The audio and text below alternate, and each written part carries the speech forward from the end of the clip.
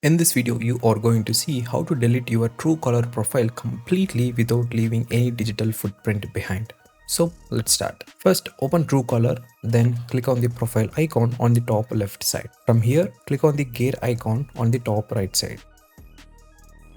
Now select the Privacy Center option. Here, scroll down to the bottom and you will see the option called Deactivate My Account. Click on it and make sure you enable all the options that are shown.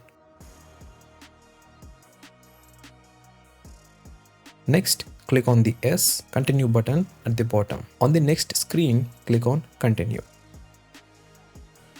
You can select the reason why you want to deactivate the account and finally click on the deactivate button at the bottom. That's it. Your Truecaller account has now been successfully deactivated. If you found this video helpful, don't forget to click the subscribe button and the like button so this video can reach more people like you who want to know about this. Also, if you want to appreciate my effort, I have already enabled the super thanks option. Thanks for watching and doing that. See you in the next video.